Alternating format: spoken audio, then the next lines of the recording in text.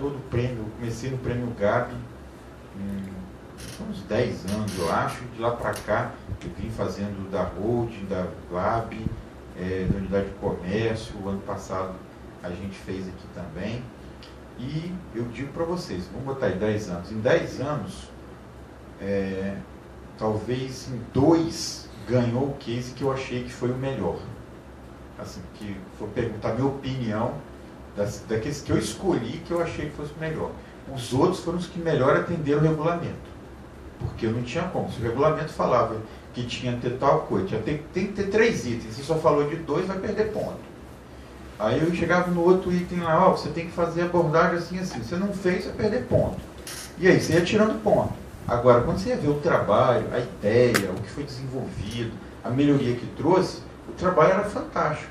Então, assim, era uma coisa que, como avaliador, isso doía, né? Como auditor, eu falei, poxa, o case que eu estava torcendo para ganhar, quando eu ia ver os pontos, depois eu ia jogar na planilha. Quando eu ia ver os pontos, mas esse ficou em primeiro, por mim tinha que ser o outro, mas eu tinha que justificar os pontos. Por que você tirou o ponto desse?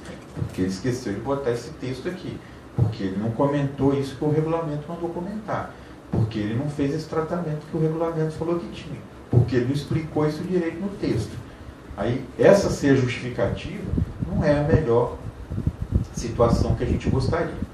Então, dito isso, a gente, quando eu digo a gente, porque eu participei dessas reuniões também, a gente pensou em mudar de maneira significativa o regulamento para que os cases agora fossem mais fáceis de ser descritos.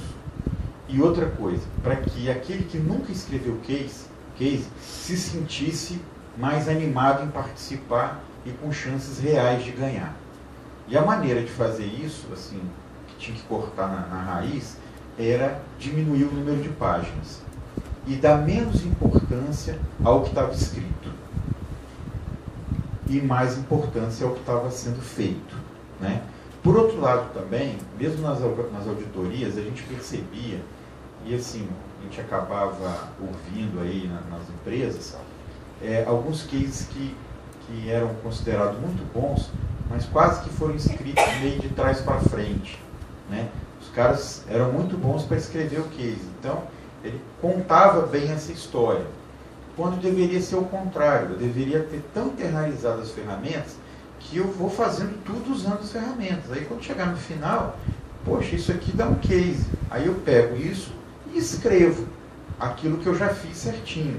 E não, de repente, tentar de trás para frente escrever um case, que aí não tem lógica, né? Então agora eu vou passar o regulamento no PDF mesmo e vou começar a explicar para vocês, fazer algumas considerações. Tem alguns itens que praticamente não mudou nada, a gente só vai dar uma passada. E, por favor, me interrompam quando vocês tiverem dúvida, tá? O Prêmio Interno da Qualidade é pré-requisito que os trabalhos tenham sido desenvolvidos e implementados no máximo 2 anos antes da efetivação da inscrição dos trabalhos. E não verificar se aquilo ali é exatamente aquilo. Ele vai para entender. Embora a gente sempre tivesse essa ideia, mas o texto não favorecia isso. Então você pega o seu primeiro plano de ação e a primeira ação que eu lá. Em tese, a última, você vai fazer um relatório de 3 gerações de tudo, a última ação vai coincidir. Esse é o período de início e fim ao qual você vai estar medindo os resultados. Trabalhos vencedores em edições anteriores, em qualquer colocação, ficam impedidos de participar novamente do prêmio interno no ano seguinte, ainda que tenham passado por novos ciclos de melhoria. Essa é uma das notas que foi incluída porque assim, desanimava eu participar do prêmio, porque eu ia começar um trabalho agora, ia concorrer com um trabalho que ganhou ano passado, fez mais um ciclo. Pô, lógico que ele tem muito mais chance de ganhar, porque ele já participou uma vez, já gastou o tempo dele escrevendo, já fez as melhorias, aí ganhou, então o cara é bom pra caramba. E aí agora ele vai, se inscreve de novo e bota mais um ciclo, minha chance de eu ganhar com o que eu estou começando agora praticamente reduz. Aí a pessoa vai querer, bom, para eu ganhar eu vou ter que fazer pelo menos 2 anos, né? Porque aí eu ganho um ano e eu vou ser um desses que vai ter mais chance no ano seguinte. Então, com essa regra aí, esse documento aí, ele foi baseado no Prêmio Gabi do ano que vem, né? Porque esse ano as datas ficaram por ano que vem. Então, a VIX também tinha uma divergência de regulamento interno de 2 anos anteriores para trás do regulamento do GAB. Então, na hora que chegava o prêmio GAB, vocês tinham que reformular, refazer meio que reescrever o trabalho escrito, porque não estava de acordo com o regulamento. Hoje, o prêmio de vocês, desde o ano passado, e já nesse também, ele é igualzinho do prêmio GAB. Então, essa regra aí vai estar no GAB também. Então, quem já participou não pode participar de novo, justamente para poder motivar aqueles que estão participando a primeira vez. Trabalhos corporativos que apresentam como resultado o esforço coletivo de divisões do grupo ficam impedidos de participar, bem como trabalhos de programas institucionais como a MIGAB. Aí é outra, pensando no grupo, no prêmio GAB. Muitas vezes vocês viram campeões, cases que eram completos, que pegavam o próprio grupo, né? Então você tinha alguns cases chamados corporativos, que ele envolvia praticamente empresas do grupo inteiro. Competir no prêmio GAB com um case desse é muito difícil. Era muito complicado, porque era realmente um senhor case. Quando você vê agora que esse tipo de prêmio, de case não pode ser feito, você também fica mais motivado em participar. Um exemplo que a gente deu era esse, assim, vou fazer o Amigab. Poxa, vai ser um case que vai envolver todo mundo, todas as empresas, ainda que você pegue pessoas de uma empresa que seja o líder do grupo, que faça aquilo lá, o envolvimento é tão grande que fica, assim, desanima quem está em uma das empresas a ganhar alguma coisa no GAB, se você tem um trabalho desse. Dúvidas até agora? Vamos lá. Aí a premiação. Isso aí vocês já conhecem, né? Pode passar?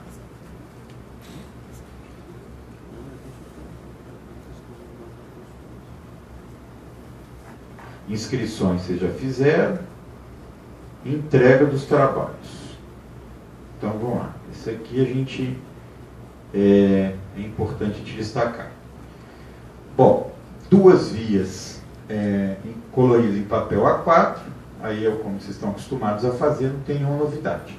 Agora que vem.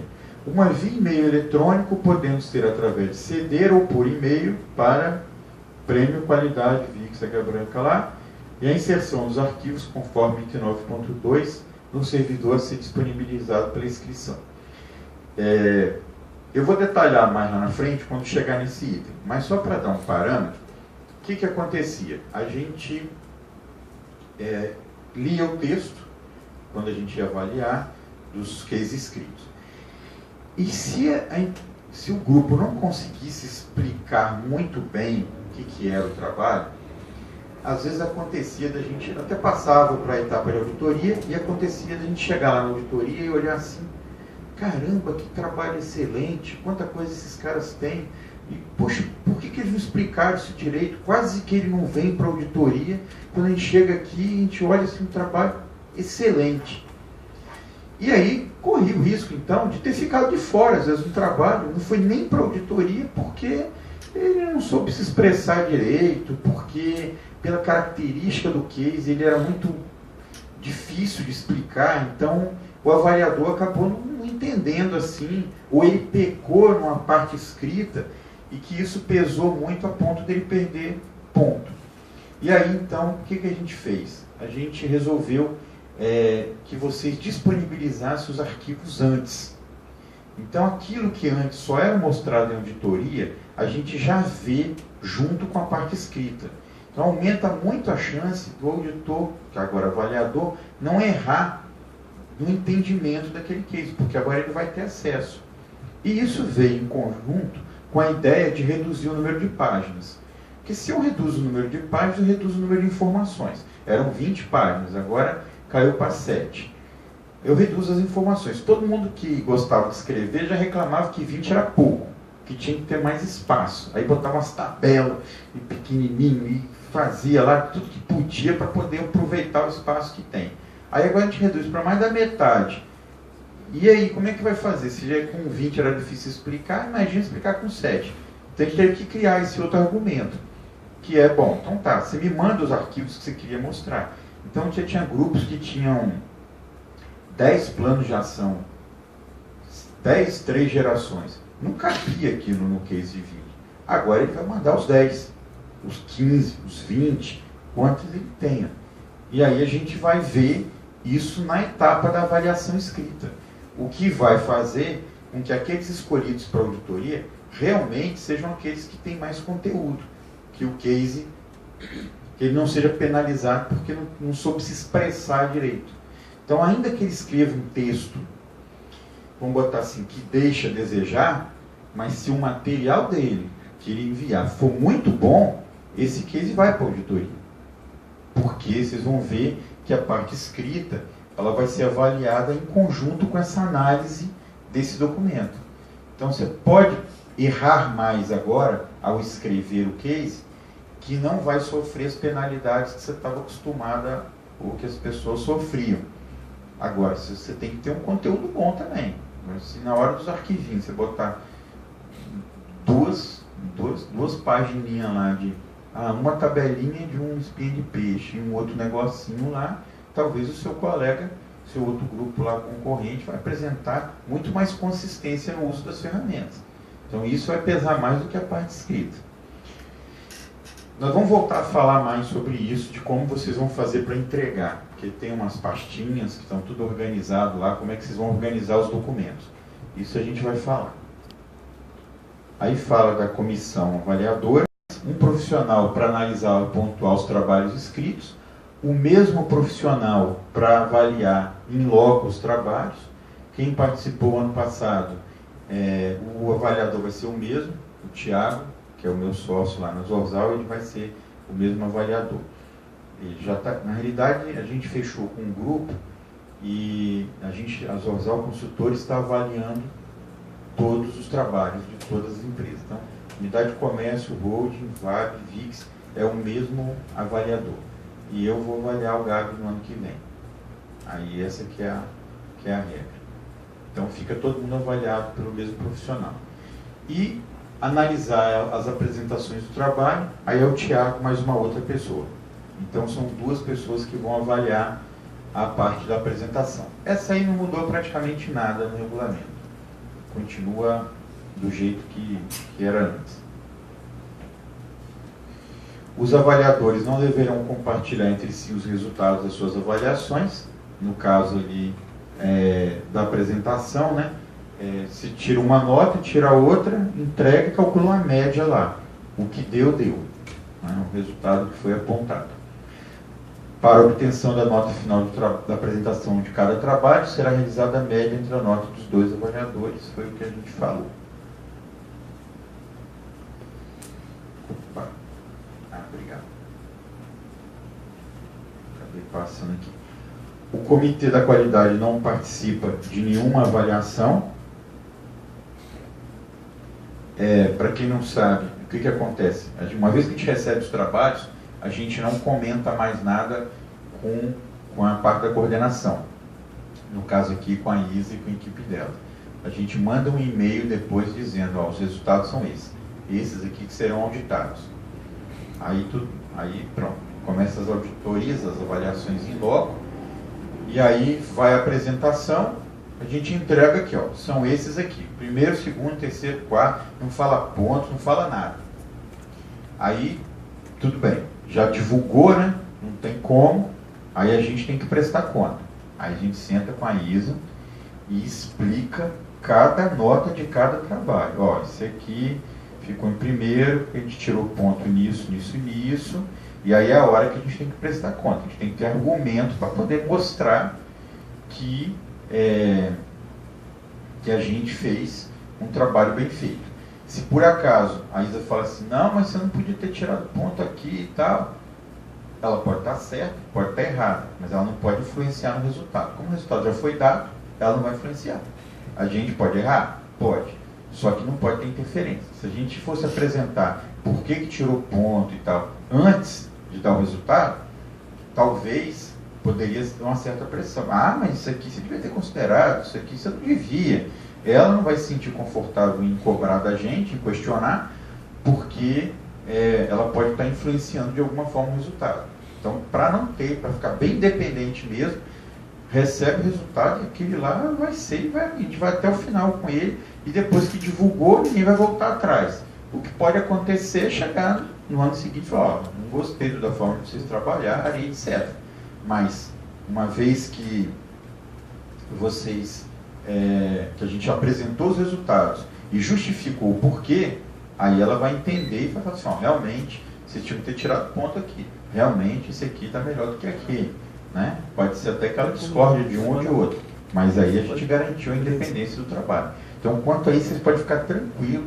Nesses anos todos, nunca teve nenhuma interferência. No GAB também, a gente entregava fechado as envelopes, abre, hoje até entrega, ano passado mesmo, a gente entrega o envelope, abre na hora lá, o diretor está vendo quem é o resultado na hora, mas de qualquer forma, mesmo se entregasse antes, a gente não abre os números, não fala por que ganhou, por que está em primeiro, só depois de uma reunião que a gente tem de feedback. Bom, aí começa na forma de avaliação uma modificação significativa esse ano também. Primeira fase, análise prévia dos trabalhos escritos. Segunda fase, avaliação em loco. E terceira fase, apresentação do seminário. Isso aí sempre foi. O que mudou é aquela pontuação do lado lá. Antes você tinha uma nota para os trabalhos escritos, uma nota para avaliação em loco, que era chamado de auditoria. Agora você observa que é uma nota só. Isso é para justificar que o trabalho escrito não tem um peso como tinha antes. Então o que acontecia? Eu recebi um trabalho escrito e lia lá e entendia que aquele trabalho não tinha atendido um determinado item lá adequadamente, pelo que eles escreveram. Ele não explicou tal coisa lá, realmente não tinha explicado. Mas, no somatório de pontos, ele mereceu ir para a auditoria. Quando eu chegava na auditoria, eu via que ele tinha aquilo, ele só não colocou no texto. Porque ele escreveu mal, ele tinha aquilo que ele tinha, ele argumentou. Quando eu cheguei lá, eu falei, aqui no texto vocês não explicaram tal coisa que o regulamento pede. Ah, não, mas a gente fez, a gente tem. Aí ele mostrava o que a gente fazia, a nota do escrito continuava baixa e a gente dava uma nota maior na auditoria. Então você tinha um item em que ele tinha notas diferentes. Na parte escrita era 8 e na parte da auditoria era 10. Aonde ele perdeu ponto? Ao escrever. Agora, como a nota é uma só, você não vai perder mais esse ponto, porque você escreveu errado. Desde que você consiga ir para a auditoria, no caso para avaliação, não interessa se você escreveu ou deixou de escrever lá. Se na auditoria você mostrou que tem, pronto. Para começo de conversa, você já vai também ter mandado os arquivos, né? Então, talvez você escreveu mal, mas botou o arquivo certo e a gente entendeu legal. Então, a gente nem vai tirar ponto, porque o escrito, aqui o regulamento fala que você tem que apresentar exemplos de não sei o que lá. E você não apresentou. Aí, quando chegava na auditoria, você estava lá cheio de exemplo. Nós não vamos tirar ponto, porque a nota é uma só. Então, o que está acontecendo? Já dando experiência nas auditorias da VAB, que estão praticamente terminando, acho que essa semana a gente termina as da VAB. Muita nota está sendo melhorada, porque na hora de ser escrito, as pessoas pecaram, não explicaram direito, não escreveram tão bem, até porque são 7 páginas, não fica tão claro. Mas quando chegou na auditoria, então a nota foi dada, porque precisa definir quem vai para a avaliação, então foi dado lá, 85% de 0 a 85%. Foi dado nota, pelo que estava escrito. Quando o avaliador chegou lá para fazer a avaliação, ele viu que, poxa, esse trabalho tem muito mais do que eu tinha imaginado. Então, eu vou aumentar essa nota. E aí ele aumenta de tabela as duas, a escrita e a da avaliação. Então, esse é mais um sinal, mais uma evidência de que o regulamento agora favorece o trabalho, o desenvolvimento que vocês fizeram na área, e não se você escreveu bem ou não escreveu bem. Se você conseguiu, na avaliação, explicar isso melhor, ou seus documentos anexos conseguiram mostrar isso bem, não tem problema você ter pecado na hora de escrever. É lógico que é um comparativo, tem uma linha de corte, né? Nem todo mundo vai ser avaliado em loco, mas aqueles que, se você conseguiu ter a oportunidade de ser avaliado em loco, aquela sua falha na escrita pode ser consertada agora, na medida que você vai explicar melhor. Dúvidas? Será que ainda vai ter alguma? Espero, né? O pessoal tá... Hoje é para tirar dúvida, pessoal. Fica à vontade aí. Deixa eu ver se tem mais alguma coisa aqui.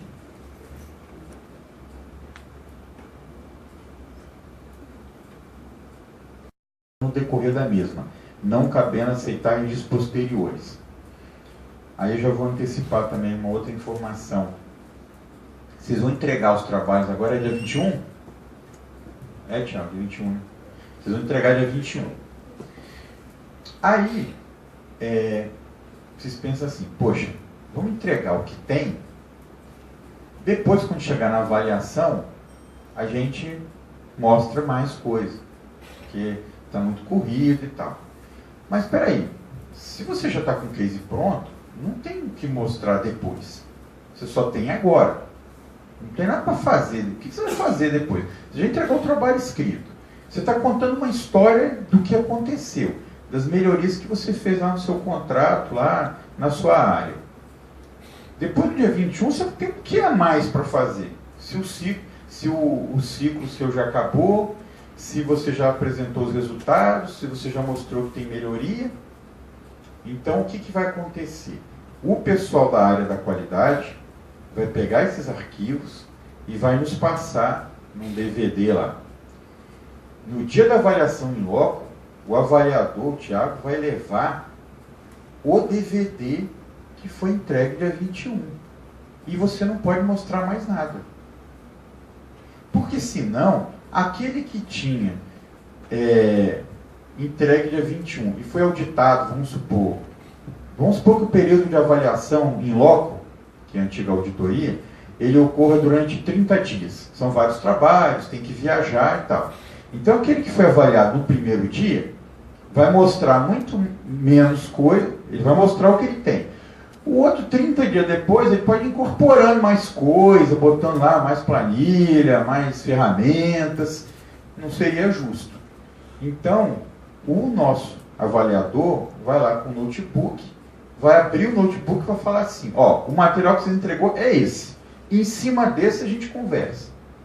Ah, mas é porque tem outras ferramentas aqui que a gente não colocou, que a gente não lembrou de colocar. Não vai ser visto. E nem ser enviado depois.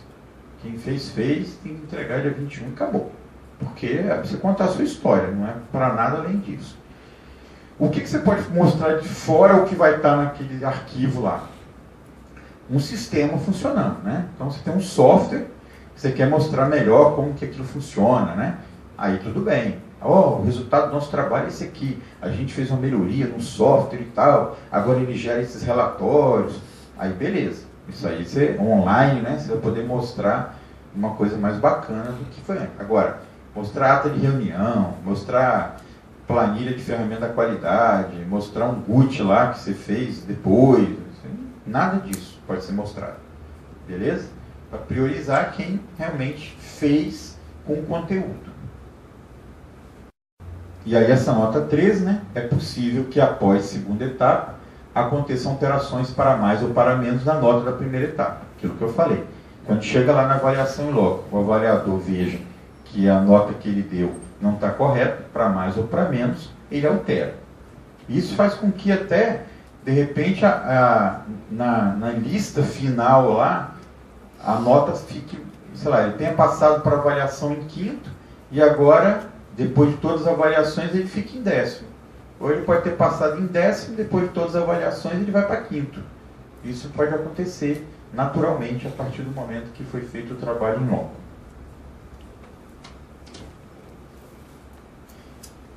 Aí será desclassificado o trabalho que não demonstrar nas avaliações em loco as informações e resultados contidos no trabalho escrito. No caso dele querer ver online, né, esses resultados, porque os dados já vão estar com ele. Utilizar qualquer tipo de consultoria de terceiros para execução, melhoria ou apoio no trabalho escrito.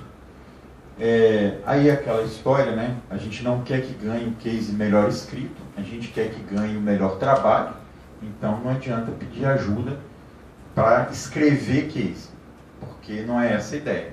Vocês têm que pedir ajuda ao pessoal da qualidade, assistente da qualidade, Tiago, que vocês são?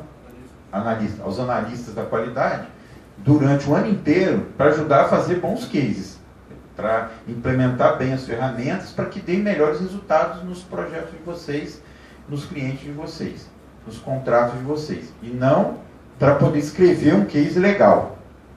Essa não deve ser a preocupação. Você já tem um analista lá por cada contrato, por cada empresa do grupo. Empresa não, que é diretoria. E você vai ficar perdendo tempo desse profissional para ficar te ajudando a escrever. Não, a gente quer que você use o tempo desse profissional para ajudar a usar a ferramenta. Que ferramenta a gente podia botar aqui? Essa ferramenta que a gente está usando agora. Estava conversando com o Thiago, que agora a cabeça dele já estão para o ano que vem. Já estão em o que está acontecendo aí e que problemas a gente pode ajudar a resolver. Que ferramenta, que você podia usar tal ferramenta. Por que você não usa essa? Essa que é a ideia. E não, gente, me ajuda aqui a escrever. Escrever agora não é tão relevante mais como era antes.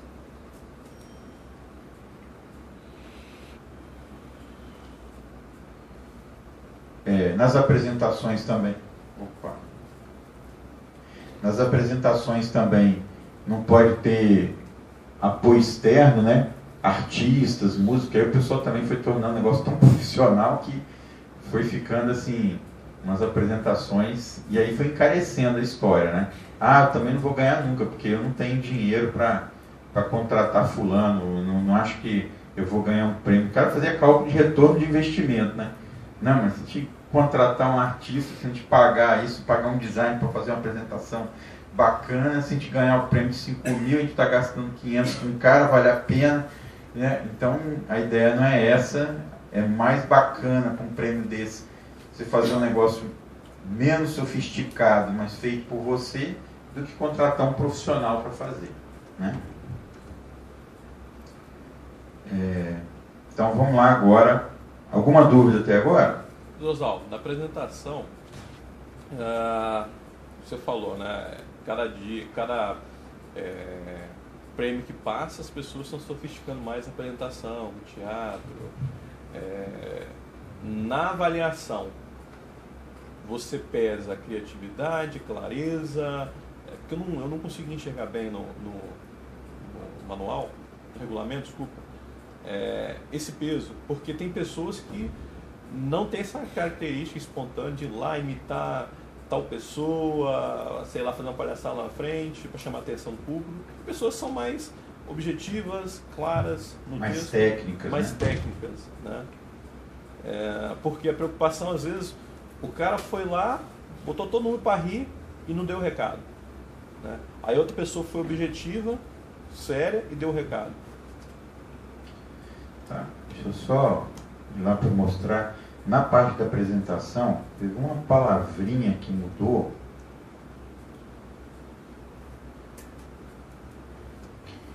Que foi aqui, ó. Organização ficou a mesma coisa, clareza ficou a mesma coisa. Agora, na criatividade, aí nota máxima. Apresentação rica em recursos, atraindo e promovendo a atenção e interesse do público.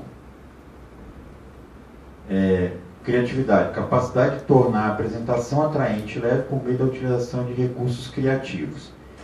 Então, na realidade, eu preciso promover a atenção e interesse do público. Eu não tenho que fazer ser engraçado. Eu não tenho que fazer a apresentação ser divertida. eu tenho que fazer o pessoal prestar atenção. E a gente sempre, quando avaliou, focou nisso. A gente nunca... às vezes era um emocionante que terminava com aqueles vídeos, que o pessoal meio que chorava no final. Tinha outros que eram engraçados. Mas, se ele não usasse essa criatividade para atrair atenção e para ajudar no entendimento, ele não ganhava ponto mais do que isso. E aí, ele falava antes de interação com o público. Eu acho que era essa a palavra. E agora é interesse. Então, por exemplo, se ele fizesse um negócio até engraçado, mas o pessoal não participasse, ele não estava interagindo, não tinha interação do público. Então o pessoal fazia, aqui mesmo teve aquele case das aulas das RDS lá de treinamento, que eles fizeram teatrinho, que aí teve aquele motorista, tô lembrando de você, que teve o motorista, como é o nome daquele cara? Valci, que ele fazia tipo um repórter de TV e ia interagindo, aquilo ali é para ganhar nota 10, porque ele realmente fez interação com as pessoas, né? E ganhou, né, na apresentação. Quando é assim pode falar, né? Já passou. E aí realmente foi, assim, esse em relação àquele que veio, igual eu estou aqui na frente, falando, qual a interação que tem? Aí às vezes os outros botavam o povo para cantar, aí se o povo está cantando, está tendo interação.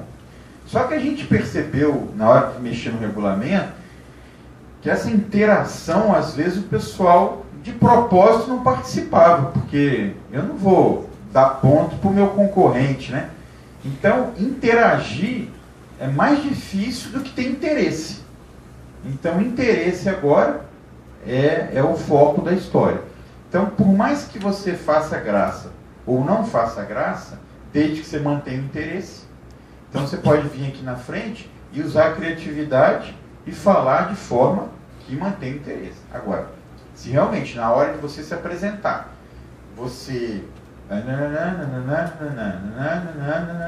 realmente você não vai conseguir o interesse das pessoas. Até porque, se os outros tiverem alguma coisa um pouco diferente de criatividade, vai acabar ganhando mais pontos que você. Agora, você pode, sem contar piada nenhuma, sem botar ninguém para chorar, fazer uma bela de uma apresentação de forma dinâmica, que as pessoas tenham interesse no que você está falando, né? Então, eu sempre cito um exemplo, uma vez, um case do jurídico, lá da Hold, quer dizer, só de falar case do jurídico, né, o pessoal já imagina, né, que eu nunca vi ninguém no coffee break dizendo, vamos terminar de comer rápido que o próximo case vai ser do jurídico, né? Eu nunca vi ninguém falar isso, né, porque a expectativa que você tem vai ser um negócio chato, né, porque já tem aquelas palavras difíceis e tal, então já tem esse preconceito. Quando eles chegaram, eles começaram a apresentar e não fizeram nada engraçado, fizeram uma analogia lá com o filme Missão Impossível e tal. Pô, foi um case excelente de ver, gostoso de ver, leve, apesar de eles darem o recado deles, tudo bacaninha. Então, é possível sim, sem fazer graça, fazendo uma apresentação criativa, sem precisar ser engraçado. Então, quem tiver essa preocupação, ó, eu não sou engraçado, mas tem chance de ganhar 10 na apresentação? Tem. Não tem nada a ver uma coisa com a outra. Beleza? Local, departamento, área, título do trabalho, objetivo, meta, período de implementação, nome do coordenador, beleza. Isso aí todo mundo já sabe como é que é. Não tem nada demais. Ter no máximo 7 páginas. Essa quantidade de páginas inclui a capa, que é também para vocês não gastarem tempo fazendo capa bonita, inventando moda, pegando uma foto, sei lá como. Então, um trabalho a menos, porque tem gente que gosta de fazer o negócio todo enfeitado, né? Achando que no regulamento tem alguma coisa que vai ganhar mais ponto, porque causou impressão de uma capa. Então, se tem gente que pensa isso, a gente resolveu. Tira a capa. Capa é um lugar para você colocar informações e aproveite para isso. Não fica perdendo tempo, porque uma capa bonita ou feia, desde que tenha as informações, vai ter a mesma nota, né? E aí a gente botou aí o que vai ter em cada página. Isso não é uma sugestão, isso é uma exigência do regulamento. Ó, ter no máximo 7 páginas, essa quantidade de páginas do capa, devendo obedecer a seguinte distribuição. Na página 1, informações gerais, identificação da oportunidade. Ah, mas o importante é que eu respeitei a 7. Não. Você vai fazer do jeito que está aí. O tópico começa e termina naquela página. 2 e 3, páginas 2 e 3, diagnóstico. Ah, mas eu não tenho tanto para escrever em abordagem, processo, alinhamento, eu quero usar mais para o diagnóstico. Não pode. Por que isso? Aí você vai dizer, pô, mas que rigor, para quê? Por que os caras não deixam a gente livre? Justamente para nivelar todo mundo. Lembra que eu falei que nos anos anteriores, quem escrevia mais case, que era mais experiente em escrever case, ganhava mais ponto, do que outros que tinham um trabalho bom, mas o trabalho não era tão... na hora de escrever não era tão legal? Vou dar um exemplo. Havia um desequilíbrio na hora de escrever o documento. Então você tinha 20 páginas. Quem era mais experiente, o que ele fazia? Ele pegava os itens que valiam mais pontos e se dedicava a escrever mais sobre eles. E pegava os itens que valiam menos ponto e escrevia menos. Explicava de maneira mais sucinta aquilo lá. Aquele que estava vindo pela primeira vez, o que ele fazia? Ele não se preocupava com isso. Aí ele pegava um item que não valia quase nada, gastava 2 páginas explicando maravilhosamente aquele item. E um item importantíssimo, ele ia lá e escrevia meia página. Um item que valia ponto pra caramba. O que acontecia? Ele ia muito bem naquele item que não valia nada, e naquele item que valia muito, ele perdia ponto porque ele não conseguiu se explicar. Lógico, você precisa de 3 páginas para explicar um documento. Se explica em meia, vai ficar coisa para trás. O avaliador não vai conseguir avaliar direito. Então, o que acontecia? Era um dos principais casos de case bom, assim, que o trabalho foi legal, mas que perdia ponto na escrita. Como agora nós estamos querendo nivelar e fazer que aquele cara que nunca fez case consiga ter mais chance, nós estamos dizendo para ele, faz assim que você vai ficar igual a todo mundo. Então o regulamento está fazendo isso, não é para tirar a criatividade nem nada, é para garantir que os trabalhos tenham o mesmo equilíbrio de pontos, de conteúdo, coisa que era uma distorção quando era livre. Então agora, né, pega um Wagner, que é um expert de case lá da VAB, lá, que já tem bastante experiência, esse macetinho ele já sabia. Agora ele não vai ganhar ponto em cima dos outros com isso, porque os outros agora são obrigados a fazer igual ele, vai todo mundo ter que fazer a mesma quantidade de página. Agora, tudo bem, se ele tem mais experiência para explicar ali, ele conseguir ter o poder de síntese dele, mas não adianta também, se só tiver isso e não conseguir lá, na hora de apresentar o trabalho, não ter o que mostrar, vai fazer também muita diferença. Então, o objetivo da gente ter restringido o número de páginas foi esse, fazer com que todos os trabalhos sejam equilibrados, coisa que não acontecia no passado. Você olhava para os trabalhos, pô, o cara ficou aqui num itemzinho que não valia quase nada, ele gastou 30% das páginas do trabalho dele, um negócio que não valia quase nada. E aquilo que era mais importante ele explicar, ele simplesmente quase não falou. E aí ele perdeu ponto por isso. E aí quando você ia mostrar isso lá, né, prestar conta lá para o pessoal da qualidade, aí o pessoal realmente, ele acabou perdendo aqui, né? Pois é.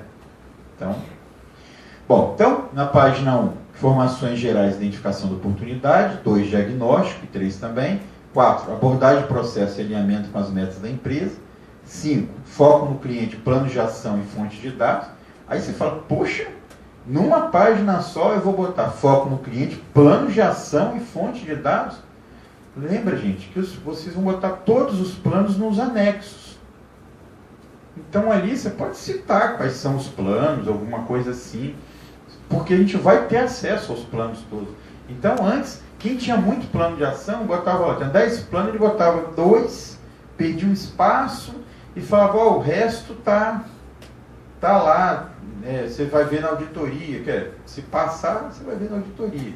Agora não, nós já vamos ter isso aí. Você pode ter 30 planos de ação, então não precisa de texto para ficar colando e recortando e botando uma letra minúscula lá, né? Você pode falar, de repente, em relação aos seus planos de ação.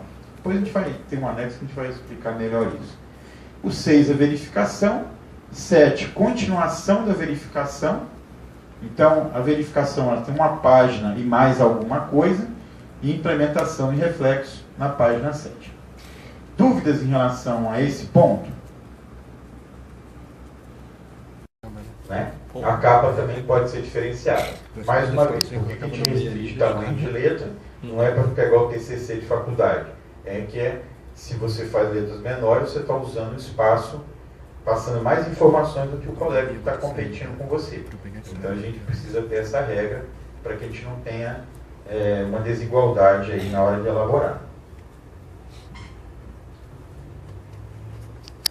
Análise prévia dos trabalhos frente à adequação aos critérios. Então, na primeira parte, a gente vai avaliar e aí vai fazer uma classificação de quem será apresentado ou não. Poxa, fez um raciocínio lógico, ó, eu juntei todo mundo, a gente fez um brainstorm, levantou as informações.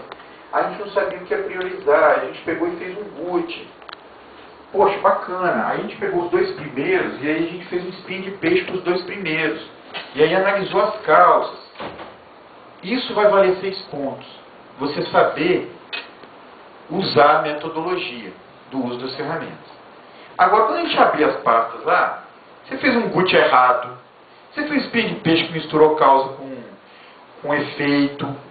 Então, embora você soubesse a lógica da metodologia, você não sabe usar as ferramentas direito.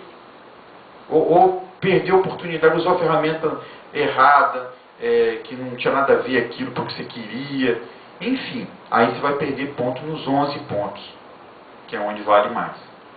Porque pode acontecer isso. Eu sei usar a ferramenta, a lógica de raciocínio descrita no item diagnóstico em 2 páginas está bacana, está ok. Então você vai ganhar sua nota boa lá de 6 pontos, porque fez uma metodologia legal. Lembrando que é comparativo, né? Se o outro fizer melhor ainda que você, ele pode ganhar mais pontos que você. Agora, na prática, na hora que você botou os arquivos lá, a gente foi ver os arquivos, e está meio errado e tal, só os seus pontos da metodologia estão lá, agora você vai perder ponto nos 11, que é no uso efetivo das ferramentas que você não está sabendo usar direito. Ou é a hora de você mostrar que você é fera no uso das ferramentas e que soube fazer as ferramentas corretamente. Dúvidas nesse item? Ficou claro? Então, deverão ser relatados os processos envolvidos, os impactos positivos e negativos e suas respectivas interações. Nota máxima para considerar plenamente as interações entre todos os processos, avaliando os impactos e as adequações necessárias. Vamos fazer uma passada aqui lá para frente para explicar melhor esse item.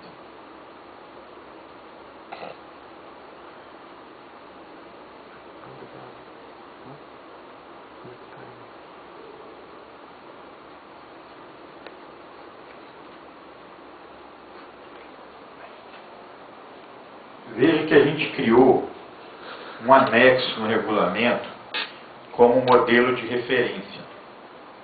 Esse anexo é mais uma forma de padronizar para que pessoas que estejam começando pela primeira vez a participar do prêmio consigam se expressar da melhor maneira do que aqueles caras que já estão especialistas em escrever case. Então a gente pegou as melhores práticas dos caras muito bons de escrever e botou nesse anexo. Democratizamos a informação de como explicar melhor determinado item.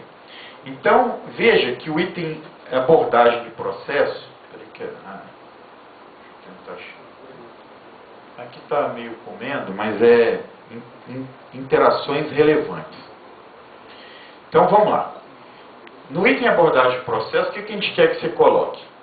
Processos impactados em tabela, é para botar essa tabela, não é uma sugestão. Então está aqui, ó, itens do regulamento, informações gerais, identificação da oportunidade, diagnóstico, planeação e verificação, não possuem modelo definido de apresentação, porém devem obedecer às exigências previstas no item, que é aquele número de páginas, tamanho de letra e tal.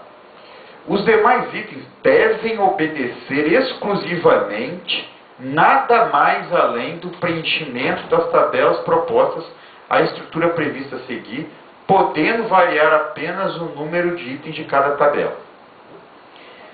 A gente está deixando claro, ó, nada mais além do preenchimento da tabela. Então, o tópico de vocês abordar de processo se resume a essa tabela. Não é para botar um texto explicativo antes, nem um texto explicativo depois. É preencher essa tabela. O famoso enche linguiça lá, que o pessoal falava, não tem como. Você tem que escrever o que está... É preencher essa tabela, não tem conversa. Portanto, quem tem muita experiência ou quem não tem experiência nenhuma, quando a gente lê, a gente vai ler lá na avaliação, é uma coisa, todo mundo preencheu a tabela. Lógico que aí tudo bem, um vai preencher a tabela melhor do que o outro, mas aí nós já temos uma padronizada também. Então a gente via alguns trabalhos nos anos anteriores, chegava na abordagem de processo, o cara falava, não dizia nada. A gente não entendia quais eram os processos, não entendia, simplesmente ele só falava. Então o que você vai colocar? Processos impactados, ou seja, quando eu vou fazer uma melhoria, um case, quer dizer, um cliente me pediu alguma coisa, aí eu vou fazer alguma coisa lá que vai acabar virando um case. Não é porque eu estou fazendo uma coisa boa que eu não vou impactar negativamente. E eu vou ter aspectos positivos e negativos. Vamos imaginar que você faça um trabalho aí que vai melhorar a limpeza dos ônibus. Que agora o ônibus vai ficar muito mais limpo. Provavelmente isso vai dar um impacto negativo no tempo. Lá no tráfego vai ter algum problema lá, porque agora você gasta... O ônibus vai ficar muito mais limpo. Em compensação, se em vez de lavar o ônibus, sei lá, meia hora, vai lavar em 2. Esse impacto já está aqui. Não necessariamente é ruim, porque a gente está sempre pesando. Às vezes, os impactos positivos sobrepõem os negativos e vale a pena fazer. Não é porque tem impacto negativo que a gente vai deixar de fazer. Às vezes é melhor ter esse pequeno impacto negativo do que não ter aquele impacto positivo relevante. Então você vai dizer, ó, o processo impactado é esse, o impacto positivo foi esse. Ó. Positivo, o ônibus ficou mais limpo. Negativo, a gente está gastando mais tempo para lavar o ônibus. Aí o que você vai dizer do lado? Minimização, eliminação dos impactos negativos. O que você fez para eliminar o impacto negativo? Ou para minimizar esse impacto? Ah, eu fui lá e mudei a escala da garagem lá e tal, e aí não está atrasando a entrega de ônibus. A gente reprogramou tudo e continuou funcionando normalmente. Então, era em tese um impacto negativo que eu consegui minimizar fazendo um ajuste lá. E que interações relevantes esse processo teve, o seu trabalho teve nesse processo impactado. Veja que a ideia do regulamento é te orientar nos cases futuros, né? Se você está agora começando um case novo, para o ano que vem, para o outro ano, vamos fazer um brainstorm aqui de como solucionar esse problema do cliente. Aí fizeram, vamos nessa linha. Tá, agora vamos analisar os impactos dessa ideia que a gente teve, dessa linha. É isso que o case está falando. Porque se você não fizer essa análise, quando chegar daqui a um ano para você escrever o case, você vai ter dificuldade de preencher essa tabela. Mas eu não analisei impacto nenhum. Então você faz melhoria assim de qualquer jeito, sem analisar impacto? Vai fazendo, baixa a cabeça, vai fazendo. Você não olha se o que você está fazendo aqui vai piorar um outro setor, ou vai resolver o problema do cliente, mas vai gerar um impacto em outras áreas, e a coisa vai travar porque você não pensou de uma forma sistêmica no todo. É isso que o prêmio quer te ajudar. Ele tem esse tom didático também. Eu não posso pensar em melhoria sem pensar em impacto. Toda melhoria gera impacto, positivos e negativos. Então aqui você vende seu peixe, né? Você pode gastar mais linhas do que está aqui, mas também se tiver aspectos negativos, você tem que colocar.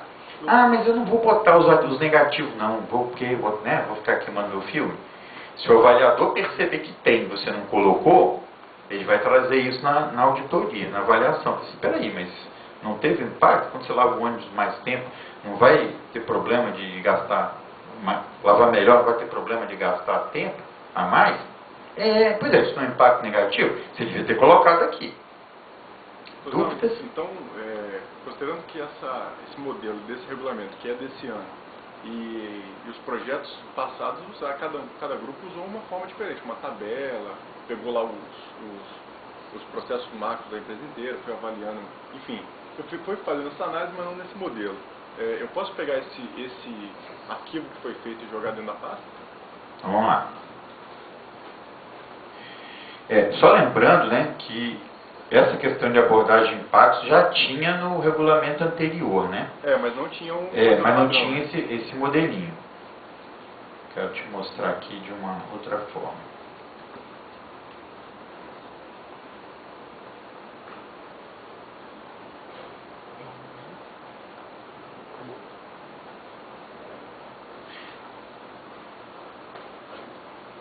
Alinhamento com as metas, diagnóstico, foco no cliente, identificação. Está interagindo todo mundo, né?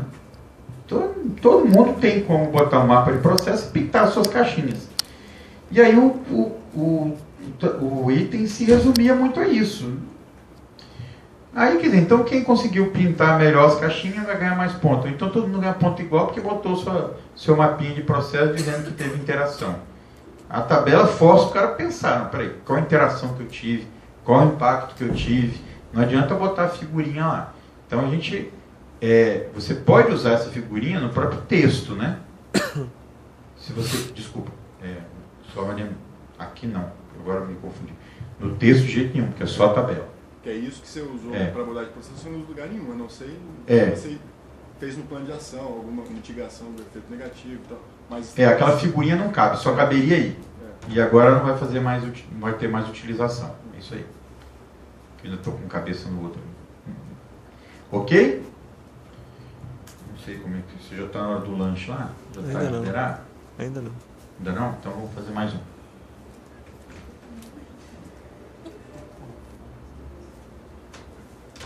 Opa.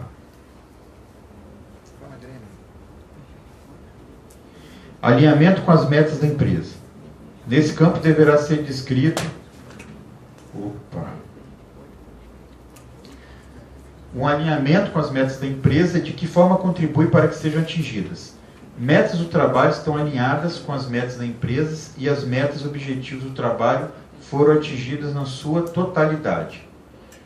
As ferramentas da qualidade sugerida podem auxiliar. Esse aí também é um outro que era um negócio meio complicado no regulamento, né? Metas do trabalho estão alinhadas com as metas da empresa e as metas e objetivos do trabalho foram atingidos na totalidade. Então, uma coisa é as suas metas estarem alinhadas com os objetivos da empresa. Outra coisa é os seus objetivos terem sido atingidos, não necessariamente os objetivos da empresa. Porque às vezes era muito difícil você comprovar, meu trabalho tem a ver com a meta comercial da empresa lá de vender mais. Mas as vendas de repente não atingiram. Mas o meu trabalho fez a parte dele. Vamos supor que o meu trabalho era conseguir não sei quantos prospect lá no mercado, que a gente ia trazer uma relação de clientes para ser visitado. Faz de conta que seja esse. A meta está alinhada com a meta comercial. Quanto mais cliente a gente visitar, mais venda a gente tende a fazer. Mas vamos supor que eu não vendi o que eu esperava. Então a meta da empresa não foi atingida. Mas a minha meta do meu trabalho, que era conseguir visitar 300 clientes, eu consegui visitar os 300 clientes. Então eu atingi uma meta que estava alinhada com a empresa, ainda que a empresa não atingiu esse resultado. Antes a coisa era meio tudo junto, assim, entendeu? Então como é que você vai ganhar ponto se você não conseguiu as vendas? Mas meu trabalho não era conseguir as vendas, meu trabalho era conseguir visitar cliente, que era um caminho para conseguir as vendas. Para conseguir as vendas tinha um outro fator lá. A empresa estava com uma política de preço, por exemplo, que estava inadequada e a gente não conseguia transformar aquilo em venda, mas pelo menos as visitas, que foi o propósito do trabalho, a gente conseguiu fazer. Então isso fica separado aí. Esse é um item que também tem lá uma tabelinha, embora tenha a pastinha. Vamos lá. Opa, passei. Alinhamentos com as metas da empresa. Meta da empresa. Se trabalha alinhado com a meta, justificar. Se os objetivos foram atingidos, justificar. Então, ó, a meta tal. O trabalho está alinhado? Sim, tem a ver, por isso, por isso, por isso. E o objetivo que você falou aqui, você atingiu? Atingir. A meta era essa do nosso trabalho e a gente conseguiu esse resultado. Por que esse tem pasta? Porque as metas da empresa, você pode querer colocar lá, ó, as metas da empresa são essas aqui, o documento padrão lá de vocês. Os resultados que a gente atingiu são esses aqui. Você pode ter evidências para mostrar do resultado que você atingiu, né? Para poder validar aquilo que você quis falar. Justificar melhor com resultados. Ó, a gente fez um evento, conseguiu a premiação, conseguiu o aumento das vendas, aí você bota lá um relatório gerencial lá, que provou que você bateu aquele resultado. Então, por isso que tem uma pasta para isso. Né? Ok? Quando estiver pronto lá, vocês me falam.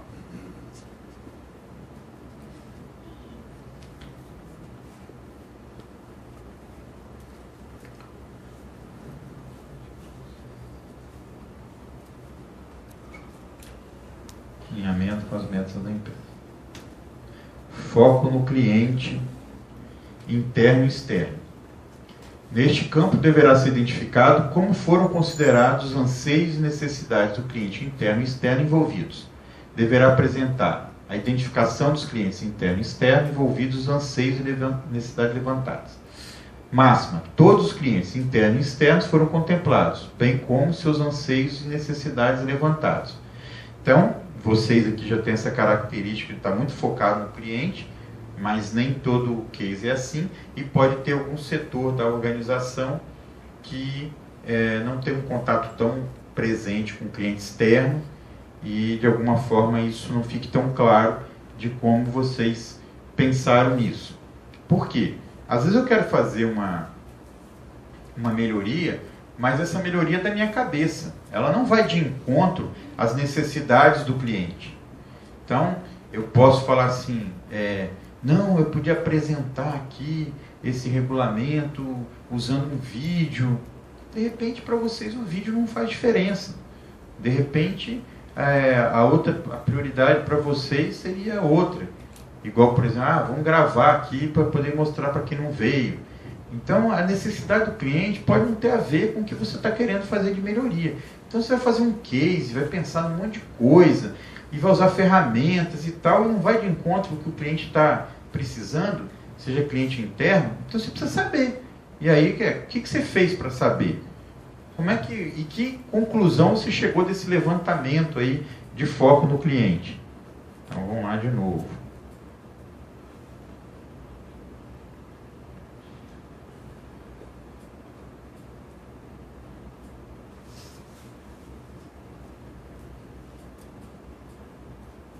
Foco no cliente. Então você vai dizer claramente quem são clientes externos e externos. Esse era um que às vezes o pessoal falava, também não dizia o que era para falar. Então agora é uma tabela, não tem para onde correr. Ó, clientes internos, aqueles, né, da sua empresa. Clientes externos. Aí você cita. Anseios e necessidades. O que esse cara quer?